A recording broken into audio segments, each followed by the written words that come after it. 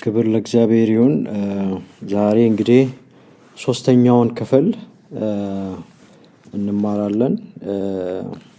የተሐድሶ መንገድ በተሐድሶ ልብ በሚል አርዕስት ነው የምንነጋገረው። መጀመሪያ ግን ይህንን ከመጀመራችን በፊት አንድ ከእግዚአብሔር ቃል ከማርቆስ ወንጌል ምዕራፍ 11 ላይ ካለ አንድ ታሪክ አንድ ነገር መናገር ፈልጋለሁ። ምክንያቱም ይሄን ሐሳብ ይዘን እግዚአብሔር ከህይወታችን የሚፈልገውን ነገር በሚገባ እንድናጤንና ተገቢውን ምላሽ መስጠት እንዳለብን ለማሳሰብ በማሰብ ነው ይሄንን ማነሳው። ማርቆስ ምዕራፍ 11 ከቁጥር 12 ጀምሮ እንዲህ ይላል። በጌታ በኢየሱስ ክርስቶስ ስም አነባለሁ።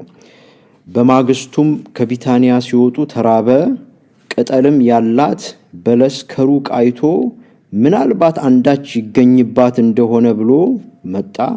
ነገር ግን የበለስ ወራት አልነበረምና መጥቶ ከቅጠል በቀር ምንም አላገኘባትም። መልሶም ከአሁን ጀምሮ ለዘላለም ማንም ከአንቺ ፍሬ አይብላ አላት። ደቀ መዛሙርቱም ሰሙ ይልና ቁጥር 20 ላይ ማለዳም ሲያልፉ በለሲቱን ከስሯ ደርቃ አዩአት።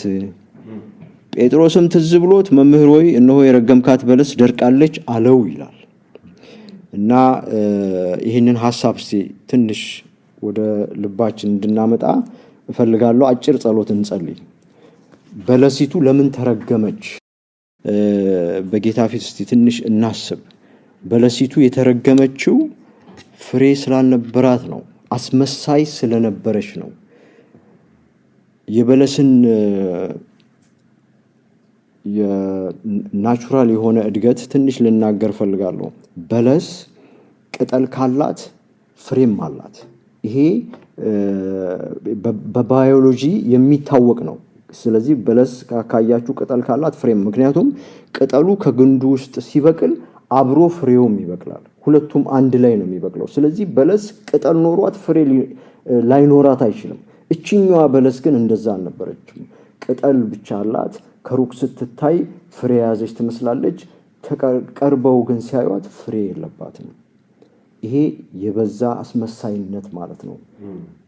ጌታ ከኛ ምንድን ነው የሚፈልገው ይመስለኛል? እግዚአብሔር የሚናገረን ነገር በእኛ ህይወት ውስጥ የሆነ ለውጥን ማያመጣ ከሆነ እኛ ከበለሲቱ በምንድን ነው የምንለየው? ጌታ ሆይ እናመሰግናለን ስለዚህ ጊዜ።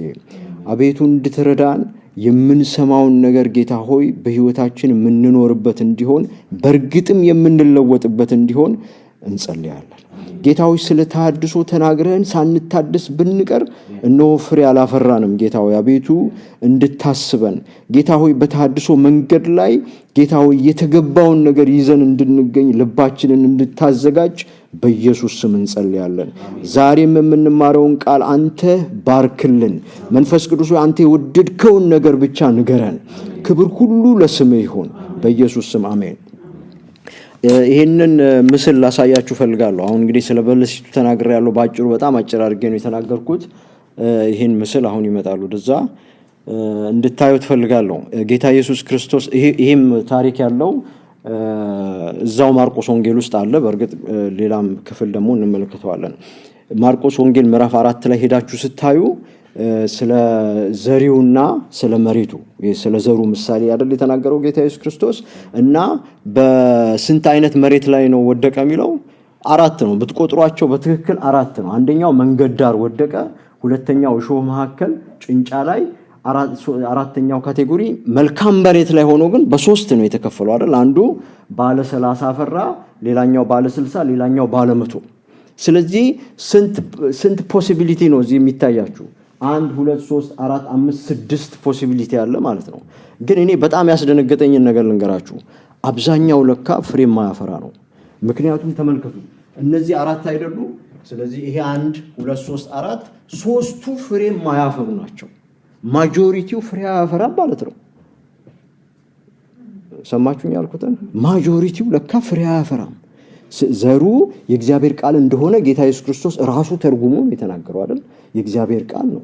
ስለዚህ እያንዳንዱ ለምን ፍሬ እንዳላፈራ ምክንያቱን ደግሞ በዝርዝር ሲናገር እንመለከታለን። አሁን ሐሳቤ ወደዛ ሳይሆን ነገር ግን ትንሽ ያስደነገጠኝ ይሄንን ሳነብ በቅርብ ነው በደም ኖቲስ ያደረኩት። ይሄንን ያስደነገጠኝ እኔ ራሴ በርግጥ የቱ ጋር ነኝ ለካ ማጆሪቲው ፍሬ ማያፈራ ከሆነ እስካሁን የሰማዋቸውን ነገሮች እስቲ አስቡት። እስካሁን እግዚአብሔር በተናገረን ነገር ምን ላይ ነን?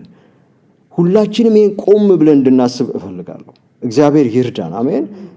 እንዲሁ ባለፈውም አንድ ጸሎት አብሬያችሁ ጸልያለሁ። ባለ 30ም ባለ 60ም ሳይሆን ባለ 100 ምናፈራ እንድንሆን እግዚአብሔር ይርዳን።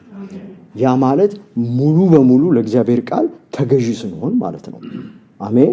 ዛሬ እግዚአብሔር ከተናገረን የእግዚአብሔር ሐሳብና ፈቃድ በህይወታችን ወደኛ ከመጣ በርግጥ የእግዚአብሔርን ሐሳብ ለመፈጸም ሙሉ ኮምፕሊት ሳብሚሽን ሙሉ መሰጠት በእኛ ዘንድ እንዲሆን እግዚአብሔር ይርዳን። አሜን። ሁላችንም ልባችን ከፍተን እንሰማለን። እኔ ከናንተ ምንም ተሽዬ አይደለም እዚህ የቆምኩት፣ እግዚአብሔር እንድናገር እድል ስለሰጠኝ ነው። አሜን። ቃሉም የሱ ነው፣ ጊዜውም የሱ ነው። ክብር ለኢየሱስ ይሁን። አሜን። ስለዚህ ትምህርታችንን ስንቀጥል የታድሶ መንገድ በታድሶ ልብ በሚል ሐሳብ ነው እንግዲህ ስንነጋገር የነበረው ላለፉት 2 ሳምንታት። ይሄ መሪ ጥቅሳችን ነበር ዕዝራ ምዕራፍ 9 ቁጥር 8 ላይ። አሁንም ደግሜ ላንብበው። ዛሬ ስለዚህ ቃል ትንሽ እናገራለሁ። እስካሁን ጥቅሱን ብቻ አንብቤ ትንሽ የተወሰኑ ሐሳቦች ሰጥቼ ነው፣ ግን ዛሬ በዚህ ቃል ላይ ተመርኩዤ የታድሶ ወይም የሪቫይቫል ቁልፍ ምንድነው የሚለውን ሐሳብ እናገራለሁ መጨረሻ ላይ። ግን ጥቅሱን ላንብበው። አሁንም ቅሬታ ይተውልን ዘንድ በተቀደሰውም ስፍራ ችንካርን ይሰጠን ዘንድ አምላካችንም ዓይናችንን ያበራ ዘንድ በባርነትም ሳለን ጥቂት የሕይወት መታደስን ይሰጠን ዘንድ ለጥቂት ጊዜ ከአምላካችን ከእግዚአብሔር ሞገስ ተሰጥቶናል ይላል። አሜን። ይሄ ደስ የሚል ቃል ነው። ሞገስ ተሰጥቶናል። ስለዚህ ይሄን ቃል ይዘን ተነጋግረናል። እነዚህን ሁሉ አሁን ተመልሰን አንመለከትም። ባለፈው ሳምንት ሪቫይስ ለማድረግ ሞክረናል። ዛሬ የምናየውን ሐሳብ ከየት ነው የምንጀምረው? ዕዝራ ለምን ወደ ኢየሩሳሌም መጣ በሚለው ሐሳብ ተነስተን ነው ምን ሄደው ማለት ነው። ዕዝራ ለምን ወደ ኢየሩሳሌም መጣ? ክብር ለኢየሱስ ይሁን። አሜን። ስለዚህ ከዚህ ነው የምጀምረው። ትንሽ ሳመሪ አደርጋለሁ። እስካሁን ስለተነጋገርነው ነገር ሳመሪ አደርጋለሁ። ይሄ የምታዩት ግራፍ 3ቱንም መጽሐፎች የሚያካትት ግራፍ ነው። ስለዚህ አሁን እዚህ ጋር አንዳንድ ሐሳቦችን እያነሳው ይሄዳለሁ። ይሄ የታድሶ መንገድ ነው። በታድሶ መንገድ እንግዲህ የዘመኑን ርዝመት ተመልከቱ። ኦልሞስት ከ120 ዓመት አካባቢ ነው። ከ538 ብንነሳ ኦልሞስት 100 ዓመት አካባቢ ማለት ነው። አጠቃላይ በጣም ረጅም ጊዜ የያዘ ነገር ታሪክ ነው ማለት ነው። በ100 ዓመት ውስጥ የሆነ ታሪክ ነው እና መጀመሪያ ላይ ስትመለከቱ እንግዲህ ስለዚህ ታድሶ ስናነሳ ማንን ነው የምናየው? ቂሮስን ነው የምናየው። እና አንድ የገረመኝን ነገር ልንገራችሁ። ታድሶ ለካ አንዳንዴ ካልጠበቅነው አቅጣጫም ይመጣል። ቂሮስ ቶታሊ የሚታሰብ የፋርስ ንጉስ ነው። እንዴት ለእግዚአብሔር ቤትን ለመስራት ሊያስብ ይችላል ብላችሁ ስታስቡ ለካስ እግዚአብሔር አሰራሩ ልዩ ነው። ካላሰብነው አቅጣጫም ታድሶ ሊመጣ ይችላል። ይህንን አንድ ነገር እንማራለን ከቂሮስ። እንግዲህ ቂሮስ ውስጥ እግዚአብሔር ያንን ሐሳብ ካደረገ በኋላ ለእስራኤላውያን ተናገረ። እነማን መጡ? በዘሩባቤልና በኢያሱ የሚመራ ቡድን የእግዚአብሔር መንፈሳቸውን ያነሳሳ ሁሉ ተነስተው ወደ ኢየሩሳሌም እንደመጡ እንመለከታለን። አሜን። ከዛ በኋላ ግን ምን እንደተከሰተ ደግሞ ተነጋግረናል። የምድሩ ሕዝብ የተባሉ ልክ ወደ ኢየሩሳሌም ሲመጡ በዛ የነበሩ የአሦር ንጉስ አስራዶን የሚባለው ያሰፈራቸው ሰዎች ነበሩ። እነዛ ሳምራዊ የተባሉ ሰዎች፣ ያን ሁሉ ታሪክ አንስተን ተነጋግረናል ባለፈው ሳምንት እዚህ ላችሁ እንደሆነ። እነሱ ምን ሲያደርጉ እንደነበር አይተናል አይደል? የህዝቡን ልብ እጅግ ያደክሙ ነበር ይላል። መጀመሪያ አብሮ ለመስራት ጠየቁ። ነገር ግን አይ ለኛና ለናንተ አይደለም የእግዚአብሔርን ቤት መስራት የተሰጠን ለኛ ነው ብለው እነ ዘሩባቤል፣ ኢያሱ የአባቶች ቤቶች አለቆች የተባሉት ሁሉ ያንን አቋም ነገሯቸው። ከዛ በኋላ ወዲያውኑ የክስ ነገር ጻፉባቸው። እስከ ዳሪዮስ መንግስት ድረስ በቂሮስ የተጀመረው እስከ ዳሪዮስ ድረስ የእግዚአብሔር ቤት ስራ ሳይሰራ እንዲስተጓጎል ሆነ ማለት ነው፣ መሰረቱ ከተጣለ በኋላ። ስለዚህ በተሐድሶ መንገድ ውስጥ እንደዚህ ልብ የሚያደክሙ ደግሞ አሉ ነው። ስለዚህ እኛ ለታድሶ በልባችን ከተነሳሳ እግዚአብሔር ለዚህ ወደዚህ እንደሰበሰበን ካመንን እንደዚህም አይነት ነገር አለ። ልብን የሚያደክም ወደ ኋላ የሚጎትት የጀመርነውን ነገር እንድናቆም የሚያደርግ ወይም የሚያዘገይ አይነት አሰራር አለው ማለት ነው የታድሶ ተቃዋሚው መንፈስ። ስለዚህ ይህንን ኖቲስ እንድናደርግ እንድናስብ እንዲሁ ሪማይንድ ለማድረግ ነው። ባለፈው ሳምንት በሚገባ ተነጋግረናል። ስለዚህ በዚህ ውስጥ ደግሞ የዳንኤልን ጸሎት አይተናል። በጣም ያስደንቃል ይሄ። አሁንም እንደገና ልናገር ፈልጋለሁ ስለ ዳንኤል። በቂሮስ በመጀመሪያው ዓመት ነው አይደል እግዚአብሔር የቂሮስን መንፈስ አነሳሳ። ከዛ ለእስራኤል ቤቶች አለቆች ነገራቸው። የሚያስፈልገውን ሁሉ ግብአት ሰጣቸው። ወደ ኢየሩሳሌም ሄዱ በመጀመሪያው ዓመት። በሁለተኛው ዓመት ስራውን መስራት ጀመሩ ይላል። መሰረቱን የጣሉት በሁለተኛው ዓመት ነው። ዳንኤል ትንቢተ ዳንኤል ምዕራፍ 10 ላይ የጸለየው በቂሮስ በነገሰ በሶስተኛው ዓመት ነው። ስለዚህ መሰረት ተጥሏል። በዛ ጊዜ የነዚህ የምድሩ ህዝቦች የተባሉ ሰዎች ባመጡት ግርግር የእግዚአብሔር ቤት ስራ ቆሟል። በዛን ጊዜ ዳንኤል እዛ ያረጀው ዳንኤል እዛ ወደ 86 ዓመት አካባቢ እንደሆነው ገምተናል ባለፈው። እሱ እዛ ሆኖ ባቢሎን ሆኖ ስለማን ይጸልያል?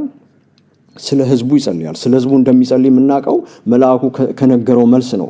ስለ ህዝብህ ብሎ ነው እየነገረው የነበረው። የተከታተላችሁ ነው። ያ ማለት ምንድነው? እነ ዘሩባቤልና እነ ኢያሱ እዛ ፊት ለፊት ይጋፈጣሉ። ዳንኤል ደግሞ እዛ መንፈሳዊውን ውጊያ ይዋጋል ማለት ነው። አሜን። ስለዚህ መጨረሻ ላይ ስንጠቀለል ምንድነው ያልነው?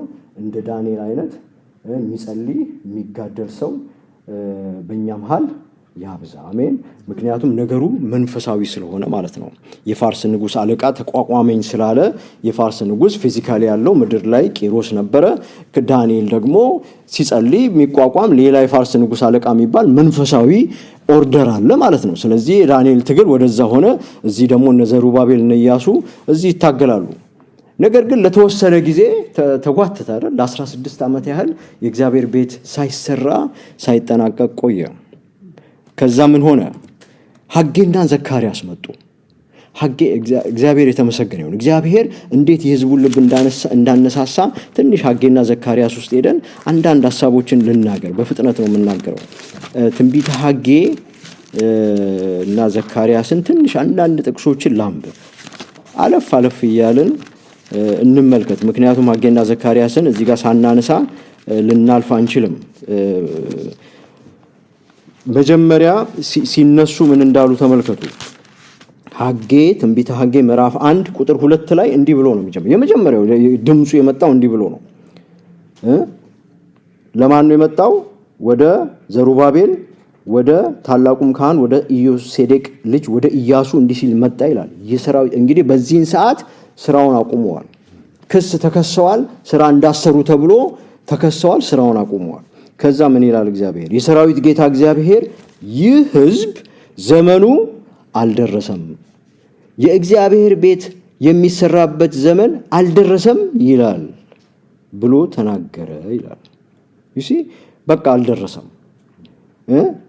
ዘመኑ እኮ ነው የእግዚአብሔር ቤት ስራ የሚሰራበት ዘመን ነው። ለዛ ነው ቂሮስ መንፈሱ ተነሳስቶ የህዝቡም ልብ እንዲነሳሳ እግዚአብሔር አድርጎ መስራት የጀመሩት። ነገር ግን ካጋጠማቸው ችግር አኳያ በቃ ተስፋ ቆርጦ አይ ዘመኑ አልደረሰም ለዛ ይሆናል አሉ። አይደለም፣ ዘመኑ ነው የእግዚአብሔርን ቤት ስራ የመስራት ዘመን ነው። አሜን። ይሄም ዘመን የእግዚአብሔርን ቤት ስራ የምንሰራበት ዘመን ነው። ይሄም ዘመን እንዲህ የምንሰባሰብበት ዘመን ነው። አሜን። ክብር ለእግዚአብሔር ይሁን። ምናልባት በዚህ ሂደት ውስጥ ብዙ የሚያስተጓጉሉ ብዙ ልብ የሚያደክሙ ነገሮች ሊመጡ ይችላሉ። ለዚህ ሬዲ ሆነን መምጣት አለብን። ጉዳዩ መንፈሳዊ ስለሆነ መንፈሳዊ ውጊያ ውስጥ ነው አሁን የገባ ነው። አሜን። የሆነ ነገር ተቀስቅሷል። አሁን እኛ ማናቀው እንደ ዳንኤል ራእይ ብናይ ኖሮ የሚታየን የሆነ ነገር አለ። ግን ተጽፎልናል። ኦሬዲ ያለውን መንፈሳዊ አሰራር ከመጽሐፍ ቅዱስ እናነባለን፣ እናገኛለን። ነገር ግን ራሳችንን ለዛ ማዘጋጀት አለብን። ጊዜው ግን የእግዚአብሔርን ቤት ስራ የምንሰራበት ጊዜ ነው። ለዛ እርግጠኛ መሆን አለብን። ከዛ እግዚአብሔር መንፈሳቸውን እንደገና ሲያነሳሳ ተመልከቱ። ሐጌ ምዕራፍ 1 ቁጥር 14 እና 15 እግዚአብሔርም የይሁዳን አለቃ የሰላትያልን ልጅ የዘሩባቤልን መንፈስ የታላቁን ካህን የኢዮሴዴቅን ልጅ የኢያሱን መንፈስ የቀሩትንም ሕዝብ ሁሉ መንፈስ አነሳሳ ይላል። አሜን አሜን። ስለዚህ እግዚአብሔር መንፈሳቸውን ያነሳሳ ሰዎች ይሄ this is a second round ነው። it's a second chance። እግዚአብሔር የገባውን ቃል ስለሚፈጽም ሁለተኛ እድል ሰጣቸው። ስለዚህ ቃል ላከላቸው፣ ሐጌና ዘካርያስን ላከላቸው። ከዛ በኋላ ምዕራፍ 2ን ስትመለከቱ እግዚአብሔር ብዙ ተስፋና ማጽናናትን ሲሰጣችሁ ትመለከታላችሁ። ወደ ዘካርያስ ደግሞ ስትሄዱ በጣም አስደናቂ የሆኑ ሪስቶሬሽኖችን ታያላችሁ። ስፒሪቹዋል ሪስቶሬሽን። ለምሳሌ ዘካርያስ ምዕራፍ 3 ላይ ስለ ታላቁ ካህን ስለ ኢያሱ የተነገረው ትዝ ይላችኋል። ሲጀምር ይሄ ከእሳት የተነጠቀ ትንታግ ነው ይላል ዘካርያስ 3:2 አይደል? ይህ ከእሳት የተነጠቀ ትንታግ አይደለምን? አንድ ነገር ልጠይቃችሁ። እኔ ነኝ ከእሳት የተነጠቀ ትንታግ ነው። ማን ነው ያልሆነ? በስንቱ ነገር አሳልፎን እግዚአብሔር እዚህ ያደረሰን። አሜን አሜን። ከእሳት የተነጠቀን ትንታጎች ነው። ምን ማለት ነው? ከእሳት የተነጠቀ ትንታግ ማለት burning wood snatched from fire። ውድ እንጨት ሆኖ እየነደደ የነበረ ነዶ ሳያልቅ ግን በምህረት የተረፈ ማለት ነው። አሜን። እንደዛ ነን። በእግዚአብሔር ምህረት እንቆም ነው። ስንት ነገር ውስጥ ገብተን ወተን ነው እዚህ የደረስነው። አሜን አሜን። ከዛ በኋላ የሆነለትን ተመልከቱ። ከዛ እድፋም ልብስ ለብሶ ነበረ፣ በመላእክቱ ፊት ቆሞ ነበረ፣ ተከሰሰ። ምን ተደረገለት? እድፋሙ ልብስ ተነሳለት አይደል? አዲስ ልብስ አለበሱት። ከዛ በጣም የሚገርመው ጥምጣም አልነበረውም። ኖርማሊ ሊያደርግ ይገባ ነበር፣ ለካ የለም ጥምጣሙ። ነገር ግን ልብሱ እድፋም ነበረ፣ ተቀየረለት። ጥምጣሙን ግን አዲስ ጥምጣም ተደረገለት። this is a restoration of priesthood አይደል? እግዚአብሔር ሪስቶር አደረገ ማለት ነው። አሜን። ክብር ለኢየሱስ ይሁን። በተሐድሶ ሂደት ውስጥ እግዚአብሔር ያ ሪስቶሬሽን በእያንዳንዳችን ህይወት ውስጥ ያመጣል። አሜን። ምክንያቱም ለስራው ሲያዘጋጀን በእርግጥ እግዚአብሔር ተሐድሶን በእኛ መካከል ሊያደርግ ከወደደ ያንን ሪስቶሬሽን በህይወታችን ያመጣል። ስለዚህ ተሐድሶ ከኛ ይጀምራል ማለት ነው። እኛ እንታድሳለን፣ የእግዚአብሔርን ቤት እንሰራለን። ክብር ለኢየሱስ ይሁን። አሜን። ይሄ ለኢያሱ ነው። ለዘሩባቤል ደግሞ የተባለውን አንብቤ እንደገና ወደ እዝራ ልመለስ። ለዘሩባቤል ምን ተባለ? ዘካርያስ ምዕራፍ 4 ቁጥር 7 ላይ ታላቅ ተራራዊ አንተ ምንድነው? በዘሩባቤል ፊት ደልዳላ ሜዳ ትሆናለህ። ተራራ ቢብሊካሊ የመንግስት ምሳሌ ነው። የመንግስት ባለፈው ጆን ነግሮናል አይደል? ያቺ ድንጋይ ወታ ፈጨችው፣ መጨረሻ ምን ሆነች? ታላቅ ተራራ ሆነች ይላል። ተራራ ተብሎ መጽሐፍ ቅዱስ ውስጥ ስታነቡ ስለ መንግስት ነው የሚናገረው። እየሰማችሁ ነው። ስለዚህ እዚህ ጋር አንተ ተራራዊ በዘሩባቤል ፊት ምንድነው ማለት? እነ ዘሩባቤል ያጋጠማቸው መንግስታዊ መሰናክል ማለት በቃ እንዳሰሩ ተብሎ ተከልክለዋል። ከዛ ምን አለው እግዚአብሔር? አንተ ተራራዊ በዘሩባቤል ፊት ምንድነው? ደልዳላ ሜዳ ትሆናለህ። አሜን። ክብር ለኢየሱስ ይሁን። ስለዚህ ሊያሰናክል የወጣ ማንኛውም አይነት ኃይል ትልቅ ተራራ የሚመስል ሁሉ እግዚአብሔር በእርግጥ የታድሶ ልብ በእኛ ውስጥ ካገኘ በእርግጥ በእኛ ፊት ምንድነው? ደልዳላ ሜዳ ይሆናል። ክብር ለኢየሱስ ይሁን። አሜን። ከዛ በኋላ የዘሩባቤል ልጆች ይህን ቤት መሰረቱ፣ የእርሱም እጆች ይፈጽሙታል ብሎ ቁጥር 10 ላይ የጥቂቱን ነገር ቀን የናቀ ማን ነው ይላል አይደል? እኔ አሁን ዛሬ ቅድም ይሄን ሳስብ ነበር። ምናልባት እዚህ በቁጥር ትንሽ ልንሆን እንችላለን። ይሄንን የናቀ ማን ነው አይነት አይመስልም? ሰማችሁ የሚለውን ነገር እግዚአብሔር ሊሰራ ከወደደ በትንሽም ሰው ድንቅ ተአምር ይሰራል። አሜን። እሱ ስለሆነ የሚሰራው ማለት ነው። ክብር ለኢየሱስ ይሁን። ስለዚህ እኛ ምንም ሌላ ነገር ማየት አይኖርብንም። እሱን ብቻ እያየን የእግዚአብሔርን ቤት እንሰራለን። አሜን። ክብር ለኢየሱስ ይሁን። ስለዚህ ሐጌና ዘካርያስ ውስጥ እነዚህን ሐሳቦች ትንሽ በአጭሩ ልነግራችሁ ስለፈለኩ ነው። ከዛ በኋላ በታድሶ መንገድ ላይ መርዶክዮስና አስቴር እናገኛለን። እኔ በጣም የገረመኝን ኮኔክሽን ልንገራችሁ። ሰይጣን እዚህ ጋር እንዴት አድርጎ ነው የሞከረው? በነበሩት ሰዎች ለእግዚአብሔርን ቤት አብረን እንሰራለን ብለው መጨረሻ ግን መሰናከል የሆኑ ሰዎች አይደል? በእነሱ ነበረ ሲያስተጓጉል የነበረው። ያ ሁሉ አልቆ ተከናውኖ የመቅደሱ አገልግሎት ተጀምሮ ከዛ ምን አይነት ዘዴ መጣ? የሃማ ዘዴ መጣ። ምክንያቱም ሰይጣን እንዳላስቆመው አወቀ። የመቅደሱን መሰራት እና የአምልኮ ሪስቶርድ መሆኑን ያንን ማስቆም እንዳልቻለ ሲያውቅ ምን አደረገ? ጠቅላላ ይህን ህዝብ ለማጥፋት መጣ ማለት ነው። this is a design። ሰይጣን በየጊዜው እንትኑን እየቀየረ ይላል። የመጀመሪያው ታክቲክ አልሰራ አይደል? እነ ዳንኤል ጸለዩ፣ ሐጌና ዘካርያስ መጡ። እግዚአብሔር የሰዎቹን ልብ እንደገና አነሳሳ። ቤቱን ሰርተው ጨረሱ። አምልኮ ጀመሩ። ስለዚህ ያ ታክቲክ አልሰራም። አሁን ኦልሬዲ ቤቱ ተሰርቷል። ስለዚህ ሌላ ዘዴ መጣ። ምን ማድረግ? አምልኮ የጀመረውን ህዝብ ቶታሊ ከምድረ ገጽ ማጥፋት ማለት ነው። ታሪኩ እንደዛ ነው ኮኔክትድ የሚሆነው። ከዛ እግዚአብሔር እንዴት በመርዶክዮስና በአስቴር እንደሰራ እናውቃለን። የአይሁድም ሰዎች እንዴት በጸሎት እንዳገዟቸው እናውቃለን። ተዛ ይላችሁም አስቴር ጸልዩልኝ፣ ጾሙና ጸልዩልኝ አይደል ያለችው። ስለዚህ እንደዛ አይነት ኮኦርዲኔትድ ኢፈርት እዛ ጋር እንመለከታለን። ከዛ ያ ታለፈና አሁንም የቀረ ነገር አለ። ስቲል ተያይዞ የመጣ ያልጠራ ያልጸዳ ነገር አለ። ለዛ ነው እዝራና ነህሚያ የመጡት። አንደኛ ነህሚያ በርግጥ ሌላ ፊዚካል ስትራክቸርም አጥሩን ሰርቷል አይደል? የኢየሩሳሌምን ቅጥር ሰርቷል። ነገር ግን ሁለቱም መጽሐፍ ውስጥ መንፈሳዊ ታድሶ እንመለከታለን። እዝራ ወደ ኢየሩሳሌም የመጣው ዛሬ በጥልቀት የምንነጋገረው ሐሳብ ይሄንን ነው። ቤቱ ተሰርቷል። መቅደሱ አገልግሎት ተጀምሯል። እዚህ ጋር ስትመለከቱ ምዕራፍ 6 ላይ ከዛ ሰይጣን ጠቅላላ ይሄን ህዝብ በቃ ማጥፋት ፈለገ። የሚቀጥለው ስቴፕ እሱ ነበረ። እሱም አልተሳካም።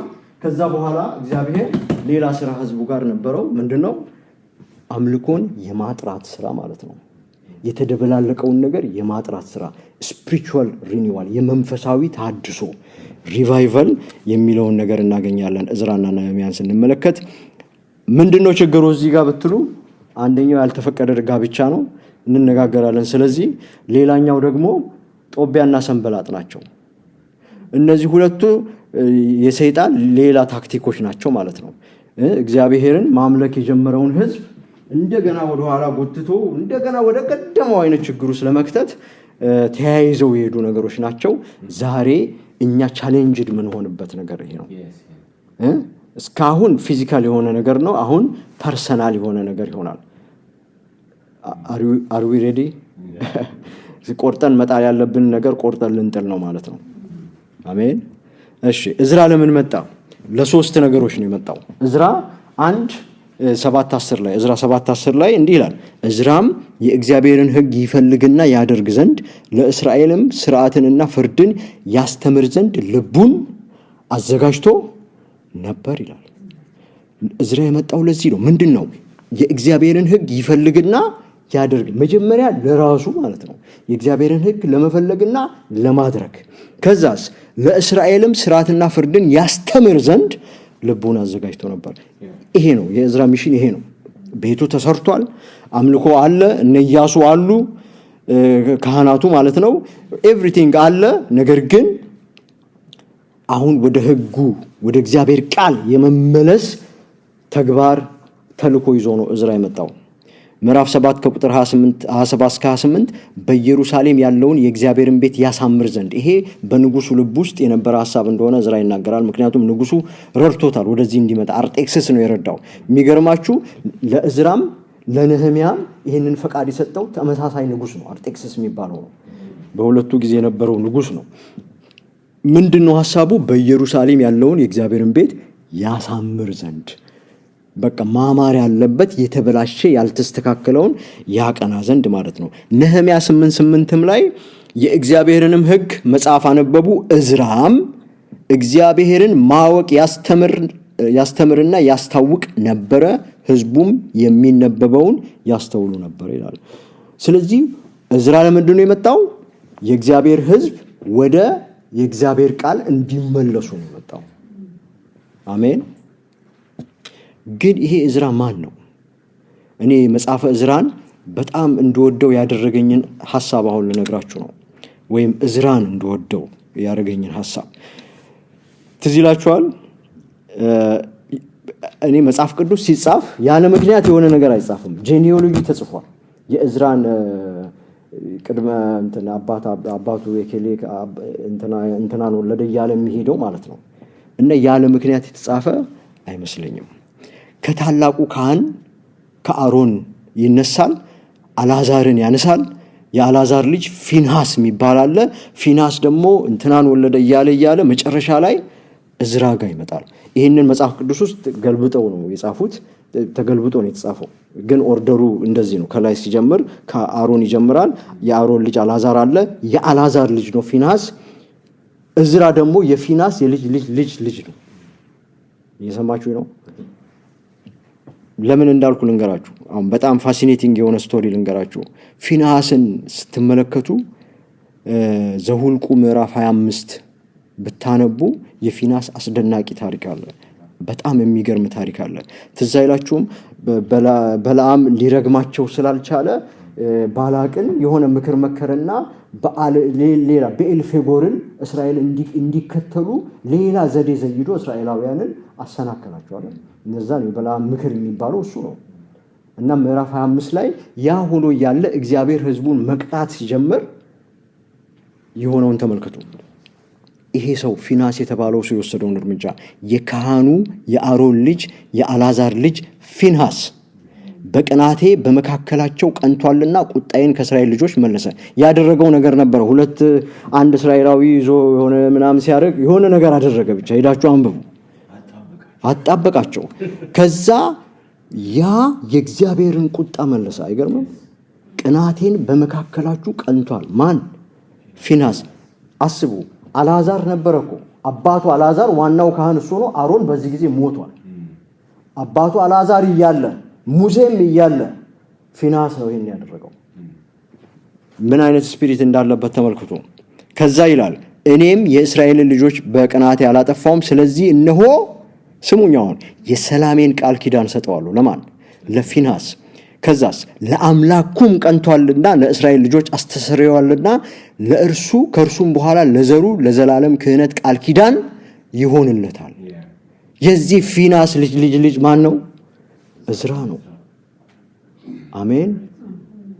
ዩሲ የተበላሸውን ነገር ለማቃናት የተደበላለቀውን ነገር ለማቃናት ልቡ የጨከነ ሰው ነው ፊንሐስ። ሌላ ታሪክ ልድገምላችሁ።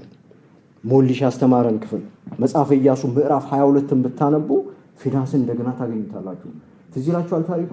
የሮቤል የጋድና የምናሴ ነገድ እኩሌታ ከዮርዳኖስ ማዶ ሆነው መስዋዕት ሰሩ ተባለ እና ሌላ ነገር ሊያደርጉ ነው፣ ሌላ ቁጣ ሊያመጡ ነው ተብሎ ማን ነው የተላከው? ፊንሐስ ነው የተላከው። ይሄው ያኔ እኮ አልዓዛር ነበረ፣ ፊንሐስ ተላከ። አምልኮ ማቃናት የሱ ነገር ነው። ትራክ ሪከርዱ አምልኮ ማቃናት ነው። አሜን። ከዛ በኋላ ሄደና የሆነውን ታሪክ ልታነቡ ትችላላችሁ። ክብር ለኢየሱስ ይሁን። the same spirit ማን ላይ ነበረ? እዝራ ላይ ነበረ። እዝራ ምን እንደሆነ ትዝ ይላችኋል? እዝራ 9 ከቁጥር 3 ከ4 ስታነቡ ይህንም ነገር በሰማው ጊዜ ልብሴንና መጎናጸፊያዬን ቀደድኩ፣ የራሴንና የጢሜን ጸጉር ነጨው፣ ደግጬም ተቀመጥኩ። ስለ ምርኮኞቹ መተላለፍ የእስራኤልን አምላክ ቃል የሚፈሩ ሁሉ ወደ እኔ ተሰበሰቡ፣ እኔም እስከ ሰርክ መስዋዕት ድረስ ደንግጬ ተቀመጥኩ ይላል። ላንብብ። ምን እንዳስደነገጠው ላንብብላችሁ። እዝራ ምዕራፍ 9 ይቅርታ፣ እዝራ ምዕራፍ 9 ከቁጥር 1 ጀምሮ። ይህም ከተፈጸመ በኋላ አለቆቹ ወደ እኔ ቀርበው ስሙኝ በደንብ፣ የእስራኤል ሕዝብ ካህናቱም ሌዋውያኑም እንደ ከነዓናውያን እንደሚለውን ቃል አስምሩበት፣ እንደ ኬጢያውያን፣ እንደ ፌርዛውያን፣ እንደ ኢያቡሳውያን፣ እንደ አሞናውያን፣ እንደ ሞዓባውያን፣ እንደ ግብፃውያንና እንደ አሞራውያን ርኩሰት ያደርጋሉ። እነማን? የእስራኤል ሕዝብ ካህናቱም ሌዋውያኑም ልክ አንድ ናቸው። እንደ አሕዛብ ርኩሰት ያደርጋሉ እንጂ ከምድር ሕዝብ አልተለዩም። ይሄን ነው የሰማው እዝራ። ይሄን ሲሰማ ልብሴንና መጎናጸፊያዬን ቀደድኩ አለ። በጣም ያስደነግጣል። እንደ አሕዛብ። እስቲ አንድ ነገር ልጠይቃችሁ፣ ለራሳችሁ መልሱ። ዛሬ በእውነት የክርስቶስ ኢየሱስ ተከታይ ነው የምትሉት ሰውና አይደለም የምትሉት ሰው በምንድን ነው የሚለየው? እንዲሁ ልዩነት አለ? እንደ አይደሉም? ሁላችንም እንደ ነን እኮ። የዛሬው ጥያቄ ይሄ ነው። በታድሶ መንገድ ላይ ከእንደ ከመሆን ለመመለስ ነው። አሜን። መቁረጥ ያለብንን ነገር ሁሉ ቆርጠን ማለት ነው። ፔንፉል ሊሆን ይችላል። አንዳንድ መበጠስ ያለብን ነገር በጣም የሚያም ሊሆን ይችላል። የሆነ ነገራችንን ሚነካ ሊሆን ይችላል። ነገር ግን ያንን ካላደረግን እነግራችኋለሁ፣ በእግዚአብሔር ፊት ቆሜ የምናስበው ታድሶ አይመጣም እኛ ጋር። እዝራ ደነገጠ። እንደ ስለሆኑ ማለት ነው ካህናቱም ሌዋውያኑ።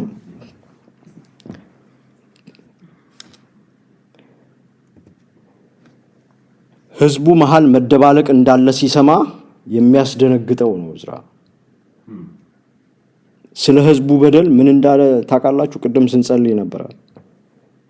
ፊቴን ወደ አንተ አነሳ ዘንድ አፍራለሁ አለ።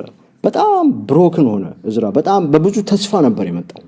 አመጣጡን እኮ ጽፏል። ምዕራፍ 7 እና ምዕራፍ 8ን ስትመለከቱ አመጣጡን ጽፏል። እንዲያውም ወደሱ ከተሰበሰቡት ሰዎች መካከል ሌዋውያን ሲያጣ ሌዋውያንን ሁሉ አስፈልጎ አስጠርቶ ሰብስቦ ነው ያመጣው። ጸልየው ምን ብለው ነው ጾመው ወደ ኢየሩሳሌም የመጡት። በብዙ ተስፋ ነበር የመጣው። ሲመጣ ግን የሰማው ነገር በጣም አስደንጋጭ ነው። አሁን ያለንበት ሁኔታ እሱ ነው። እውነት በምን እንለያለን?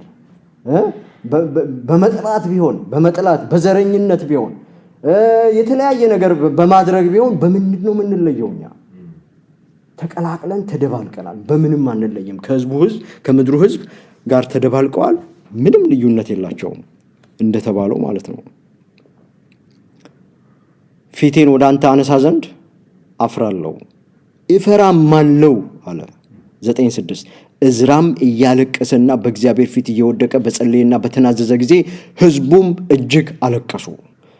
ቅድም ማልቀስ የናፈቀው ሰው አለ አይደል? እኛ መካከል ያ ተጋባ ማለት ነው።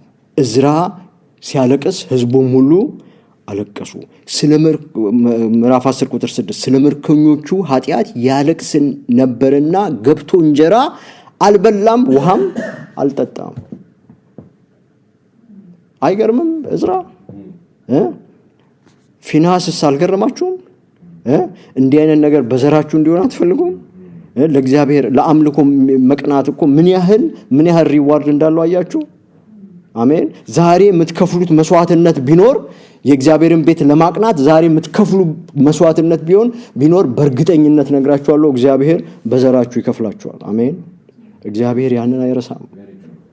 አሜን። ዛሬ መቁረጥ ያለብንን ነገር ቆርጠን፣ ዛሬ መጎዳትም ካለብን ተጎድተን ነገ ለሚመጣው ትውልድ ግን መድኃኒትን ብናስተላልፍ። አሜን። የህይወት መታደስ የሆንላቸው ዘንድ ለጥቂት ጊዜ ከአምላካቸው ሞገስ እንደተሰጣቸው የገባው እዝራ ለጥቂት ጊዜ ነው ያለው። so he did not want to miss that opportunity። ለጥቂት ጊዜ ነው ይሄ የገባው እዝራ። ይህ ዕድል እንዳይወሰድባቸው ምን ያህል እንደጮኸ ተመልከቱ። ምን ያህል እንዳነባዩ። ምን አይነት ልብ ነው ይሄ? ምን ነው ይሄ ልብ በሆነልኝ። አሜን። ምን ነው የእዝራ ልብ በሆነ። እኔ እዝራን ሞዶ ለዛ ነው። ስለዚህ ለምናለው ዘመዶቼ ልጅ ሲወልዱ ባካችሁ እዝራ በሉ ትላሉ። እስካሁን የሰማኝ ሰው የለም። አይኛ ኦሬዲ ስም ሰተናል ይሉኛል። ስለዚህ ካለ ነገሩ እናንተም አግዙኝ። እንዴ አንድ ሰው እዝራ ይባል። አሜን። እሺ ስለ ሪቫይቫል ቁልፍ ልናገር። ቅድም ለመናገር ሞክሬያለሁ። ስለዚህ ጥቅስ እናገራለሁ ብዬ ነው አንድ ጊዜ ጻፍኩት ነው ይሄንን። እሱን ነው ማነበው።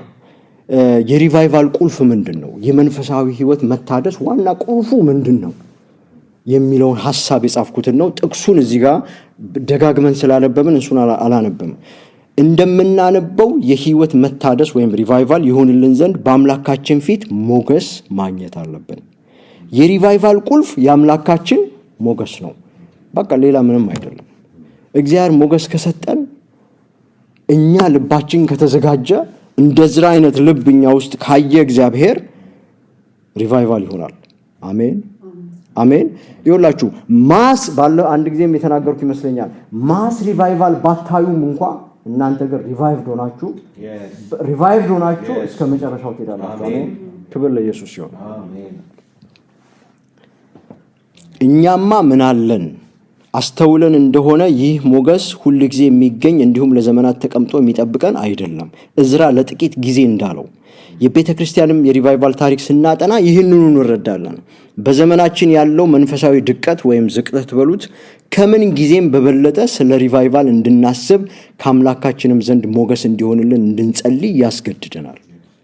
ተመልሶ ይምረን ዘንድ አይናችንንም ያበራ ዘንድ ውድቀታችን የምናያቸው ነገሮች መንፈሳዊ ቅናትን የማያጭሩብን ከሆነ ሪቫይቫሉ ቢመጣም ሳናውቀው ያልፈናል።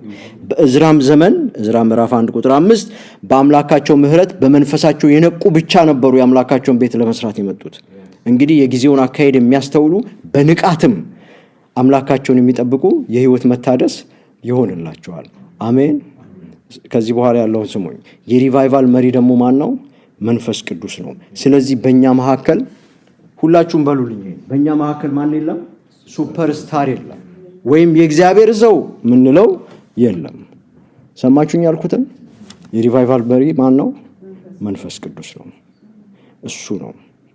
ስለዚህ በእኛ መካከል ሱፐርስታር የለም። ማንም ገኖ ሊወጣ አይገባውም፣ አይችልምም። አሜን። እውነተኛ ሪቫይቫል ከሆነ ማን ነው ሊከብርና ሊነግስ የሚገባው?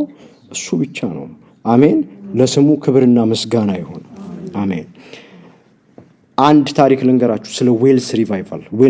ዌልሽ ሪቫይቫል ነው የሚሉት። ዌልስ በሚባል ሀገር እንግሊዝ አካባቢ ያለው ማለት ነው።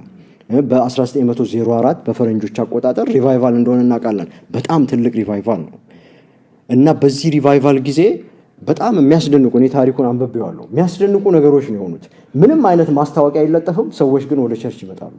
በቃ ቸርቹን ይሞሉታል። የፕሮግራም ማስታወቂያም የለ፣ እንትኑን መስመር የሚያስይዝም የለ፣ ብቻ ሰው ይለወጣል።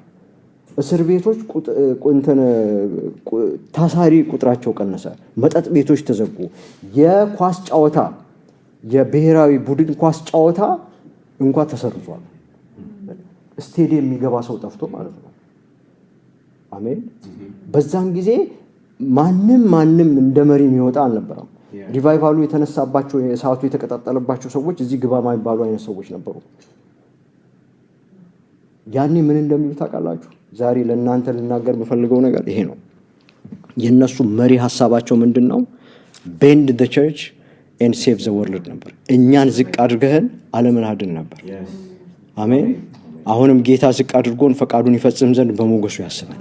እኛ ዝቅ ብለን ግን ዓለም ይዳን፣ እኛ ዝቅ ብለን በርገን ትዳን።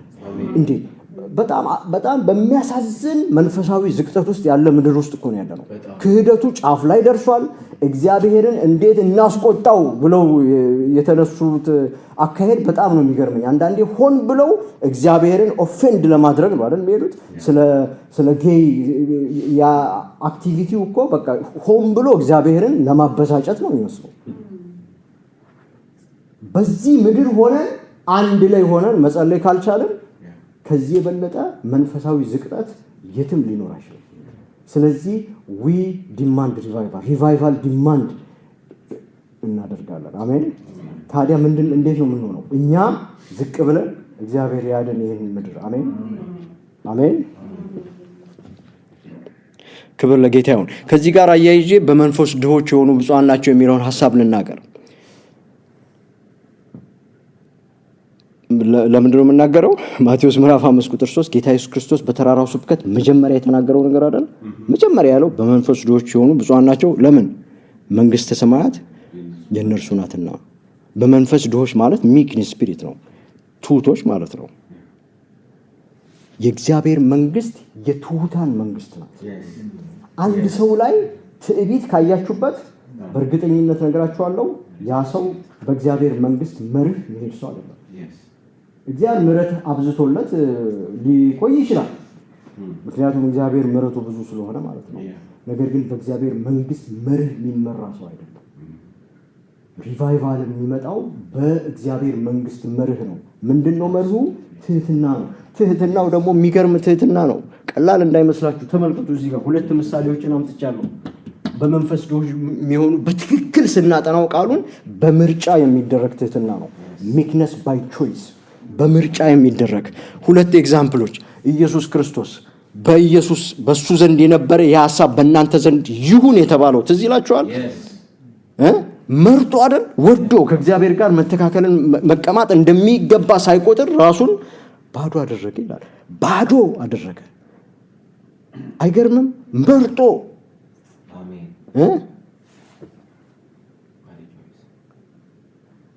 ክብርን መብትን መተው፣ ከዚያም ስለሌላው መከራ መቀበል ማለት ነው። ያ ነው ትህትና። አሜን። ይሄ ነው ሚክነስ። ምክንያቱም እሱ ከእኔ ተማሩ እኔ ዋህ በልቤም ትሁት ነኝና ያለው ይህንኑ ሚክነስ ነው። ባይ ቾይስ በምርጫ የሚደረግ ሚክነስ። አዎ የሆነ መብት እኮ ሊኖረን ይችላል። ነገር ግን መብቴን ተዋዋለሁ ማለት ነው። ሙሴን ተመልከቱ። ሙሴ በምድር ላይ ካሉት ሰዎች ሁሉ ይልቅ እጅግ ትሁት ሰው ነበረ። ለምንድን ነው ትሁት የሆነው ብትሉኝ የዕብራውያን ጸሐፊ ነግሮናል። ባይ ቾይዝ ነው፣ በምርጫ ነው ያንን ህይወት የኖረው። መርጦ የንጉሱን ቤት ክብር፣ ዝና፣ ሀብት የተወ፣ ታዞ ከእግዚአብሔር ሕዝብ ጋር መከራን የተቀበለ፣ ከነዓን አትገባም ቢለው እንኳን የሚገቡትን የባረከ። አይገርምም? ምን አይነት ትህትና ነው ይሄ! አስቀናም። ጌታ ይርዳን። እውነት ሪቫይቫልን የምንፈልግ ከሆነ ወደዚህ ትህትና ውስጥ እግዚአብሔር እኔ አሁን የምናገረው ነገር እኔ ስለምናገረው ቀላል እንዳይመስላችሁ። ይሄ ፕሪንሲፕል ኢየሱስ የሞተበት መንገድ አይደል? እሱ የሞተበት መንገድ ነው። እኛ የሱ ሐሳብ በእኛ ዘንድ እንዲሆን ከተባለ የእግዚአብሔር መንግስት የትሑታን መንግስት ከሆነች ትህትና በእኛ መካከል ከሌለ how can we expect revival እንዴት እንጠብቃለን? እግዚአብሔር ይርዳን። አሜን። እሺ ከዚህ በኋላ ትንሽ የተወሰኑ ነገሮች ልናገር። የካህናቱ ወዳጆች ነገር ግን የእስራኤል ጠላቶች ስለተባሉት ሆሮናዊ ሰንበላጥ፣ አሞናዊ ጦቢያ፣ አረባዊ ጌሳም የሚባለው አለ አይደል? እሺ ነህምያ 2:10 ላይ ሆሮናዊውም ሰንበላጥና ባሪያው አሞናዊው ጦቢያ ለእስራኤል ልጆች መልካም ነገርን የሚሻ ሰው እንደመጣ በሰሙ ጊዜ እጅግ ተበሳጩ ይላል። እነዚህ ሰዎች በጣም ይገርመኛል። ነህምያን ሳጠና የካህናቱ ወዳጆች ነበሩ። አሳያችኋለሁ አንዳንድ ምሳሌዎችን፣ ጥቅሶችን። ነገር ግን ለእስራኤል መልካም ነገርን የሚሻ ሰው ሲመጣ እጅግ ተበሳጩ። ወዳጅ መስለው ይኖራሉ። እዛው ክህነት አገልግሎት ላይ ያሉ ኢቭን የእግዚአብሔር ቤት ውስጥ ሁሉ ቦታ የነበራቸው ነበሩ እነ ጦቢያ። ነግራችኋለሁ ያን ጥቅስ። ነገር ግን ለእስራኤል አይገርምም?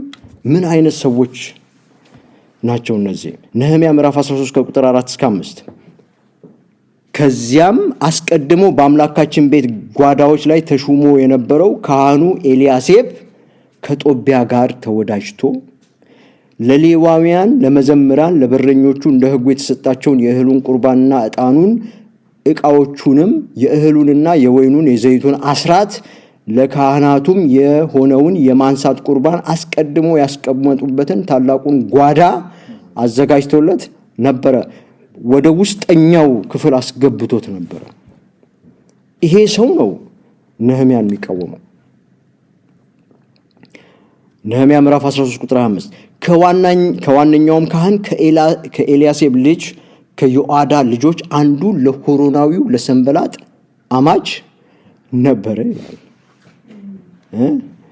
ያን ያህል የእግዚአብሔር ሕዝብ ውስጥ ገብተው ነገር ግን ለእግዚአብሔር ሕዝብ ሰይጣን ዓላማውን የሚያስፈጽምባቸው ሰዎች አሉ። በታድሶ መንገድ ላይ እንዲህ አይነትም ነገር አለ ማለት ነው።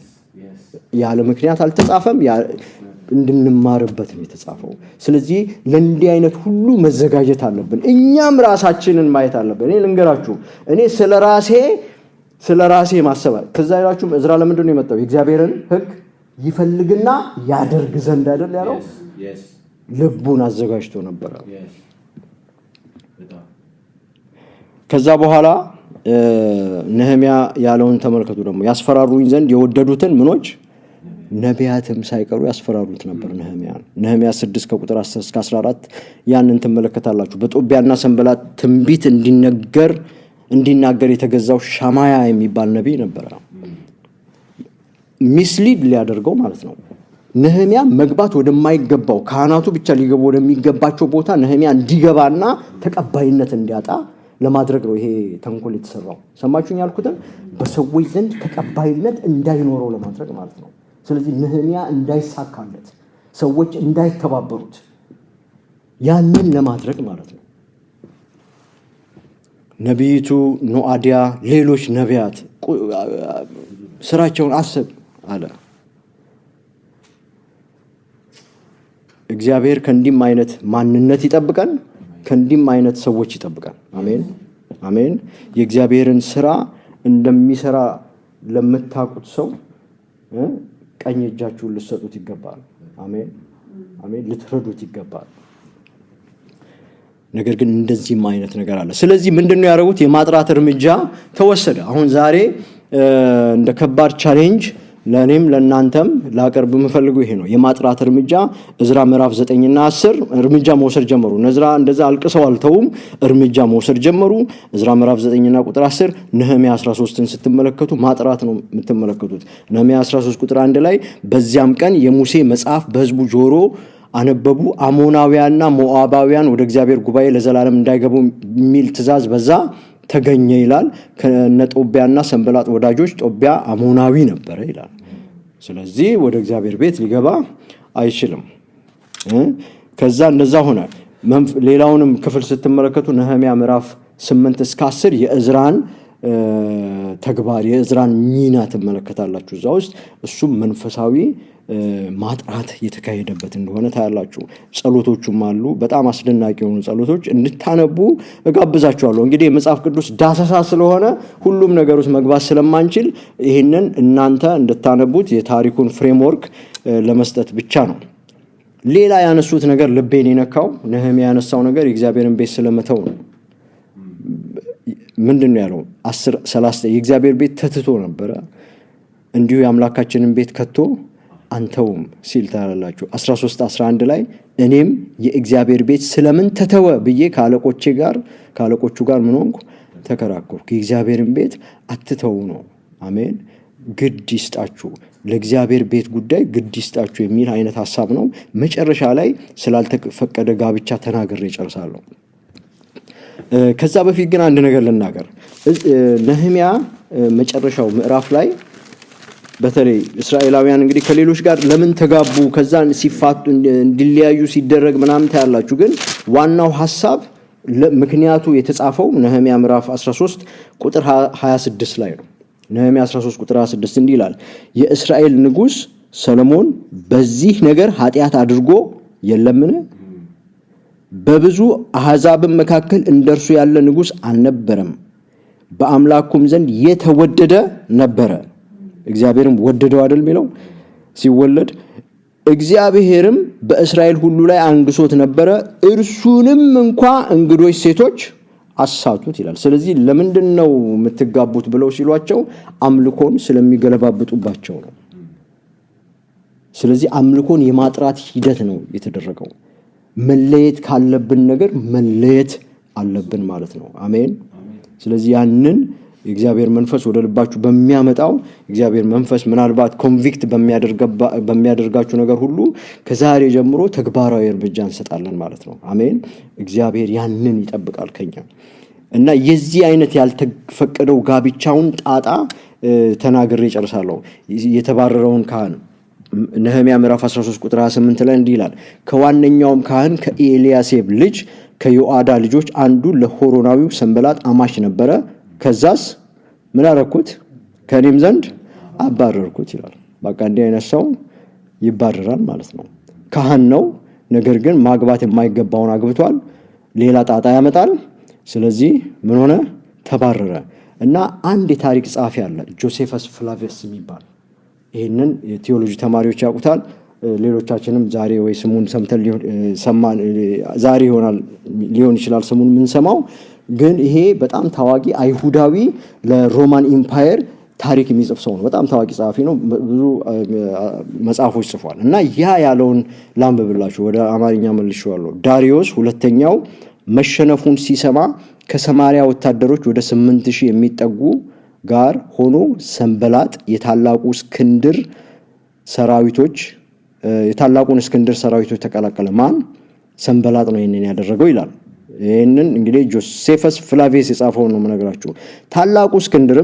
ታላቁ እስክንድርንም ፈቃድ ጠይቆ የሰማሪያን ቤተ መቅደስ በገሪዛን ተራራ ላይ ገነባና የልጁን ባል ነህምያ አባረርኩት ያለውን ስሙን ምናሴ ይለዋል የሰማሪያ ሊቀ ካህን አደረገው። ይህንን ለማድረግ ታላቁ እስክንድርን ለማሳመን የቻለው አይሁድን የሚከፋፍል እንደሆነ በመግለጽ ነበረ። ምክንያቱም አይሁድን ማዳከም የሚቻለው በአምልኮ ነው አይደል? ተዛራችሁ ቤልፌጎርን እኮ ሲከተሉ ነው አይሁዶች። አለዚያ በላም መጥቶ ሊረግማቸው አይችልም። በቃ ይሄ ህዝብ ሊረገም አይችልም ማለት። አይሁድን ማዳከም የሚቻለው አምልኮውን በመደበላለቅ ነው። ስለዚህ ምንድነው ያደረጉት? በሰማሪያ ላይ በገሪዛን ተራራ ምን እንዲሰራ ተደረገ? መቅደስ ተሰራ። ይሄ ከነህምያ ዘንድ የተባረረው የማንን ያገባው? የሆሮናዊ ሰንበላጥ አማሽ የነበረው ካህን የዛ ካህን ሆነ ማለት ነው። ከዛ በኋላ የነበረውን ፍትጊያ ጌታ ኢየሱስ ክርስቶስ ያችን የሰማሪያ ሴት ሲያናግራት የነበረው ታሪክ ነው እናገኛለን። እናንተ ሰው ለእግዚአብሔር መሰገድ ያለበት በኢየሩሳሌም ነው ትላላችሁ፣ አባቶቻችን ግን በዚህ ተራራ ሰገዱ የሚሉት ማለት ነው። እንዴት ይሄ ታሪክ እውነት ከሆነ ያልተፈቀደ ጋብቻ እንዴት አይነት ችግርን ይዞ እንደሚመጣ እንመለከታለን ማለት ነው። ጌታ ኢየሱስ ክርስቶስ ምን አይነት እርምጃ እንደወሰደ ምን አይነት ለውጥ በዛች ከተማ እንደሆነ እናውቃለን ሁሉን ታሪኩን። እግዚአብሔር የተመሰገነ ይሁን። አንዳንድ ማስረጃዎችን እዚህ ጋር ልጽፍ ሞክሬያለሁ። ሰንበላጥ የሰማሪያ ሰራዊት ተብሎ ስለተጠቀሰ ስላሉት ምዕራፍ 4 ከቁጥር 1 እስከ 2 ሰንበላጥም በወንድሞቹና በሰማሪያ ሰራዊት ፊት ብሎ ተናገረ ይላል። ስለዚህ ሰራዊቶች ነበሩት እና ይሄ የዚህን የጆሴፈስ ፍላቪየስን ታሪክ ሰብስቴንሽት የሚያደርግ የሚደግፍ ሐሳብ እንደሆነ ለማወቅ ነው። መጨረሻ ላይ ዮሐንስ ወንጌል ምዕራፍ 4 ቁጥር 20 ላይ ያለውን ታሪክ አነበብኩ። እሺ መጨረሻ ላይ ምንድነው የሆነው? ማጥራቱን ካደረጉ በኋላ ነህምያና እዝራ መጨረሻ የሆነው ነገር ደስ ስላለኝ ያንን ቃል አካፍዬ እጨርሳለሁ። መዘምራኑም በታላቅ ድምፅ ዘመሩ ይልና የኢየሩሳሌምም ደስታ ከሩቅ ተሰማ ይላል። አሜን። እኛም አንድ ቀን እንዲሁ እንዘምራለን። ክብር ለኢየሱስ ይሁን። እንጸልያለን።